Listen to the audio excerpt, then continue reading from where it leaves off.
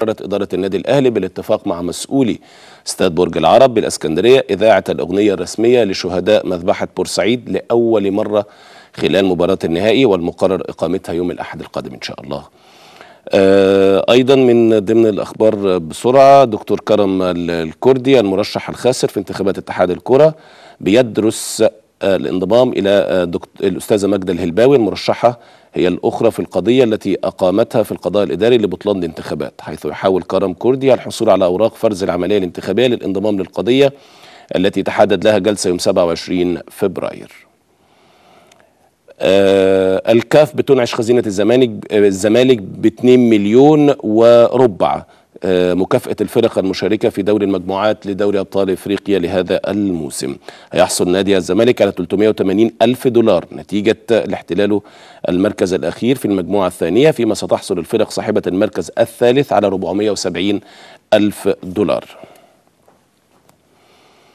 الجهة الإدارية تشترط توافر الشروط القانونية اتجاه لرفض مشروعات الإسماعيلي لتنمية الموارد. تعتزم الجهة الإدارية بالإسماعيلي رفض مشروع خط الدراويش الذي كانت تعتزم إدارة الإسماعيلي إطلاقه خلال الفترة المقبلة، حيث تأتي نية الرفض لدى الجهة الإدارية بسبب عدم اتباع النادي للخطوات القانونية في هذا الشأن، والمتمثلة في ضرورة إجراء مناقصة بين شركات المحمول المختلفة لاختيار أفضل العروض بينها. بيني وبينكم بقى سيبنا بقى من الروتين ده. يعني العميد محمد أبو سعود لقى مخرج يخرج بالإسماعيلي من أزمته المالية. ما ينفعش بقى نقعد بقى إيه واللائحة بتقول والقانون مش عارف بيعمل إيه. ما تسيبوا الراجل يشتغل، ساعدوه، ادوا حتة كده تسهيلات. يعني أنا مش عارف ليه كده بنقعد البيروقراطية دي والحسوكة في البتاع. يعني الراجل لقى مخرج ولقى حاجة هتدر النادي الإسماعيلي، لأن هي دي المشكلة الوحيدة لنادي الإسماعيلي. لما لقى مخرج ليها نساعده، ما نقعدش بقى اصل مش عارف اللائحه بتقول ايه والقانون عمل ايه. هو الراجل هياخد الفلوس يحطها في جيبه؟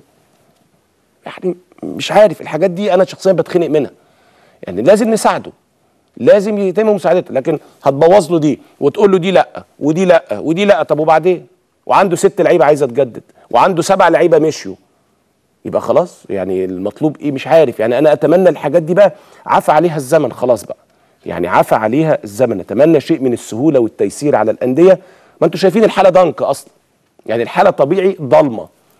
فلما يكون الراجل يعني بدا يبتكر وبدا يعني نساعده، ما نقعدش بقى نقفل له دي ونقفل له دي ونقفل له. طب هيجيب منين يعني؟ وبعدين طيب ما هي الدنيا مش ماشيه عاديه ولذيذه ولطيفه وحلوه والفلوس داخله وخارجه والمباريات شغاله والشركات الراعيه، ما فيش اصلا حاجه، ما فيش جنيه بيخش اي نادي في مصر. شيء بصراحه يعني يحزن ويضايق.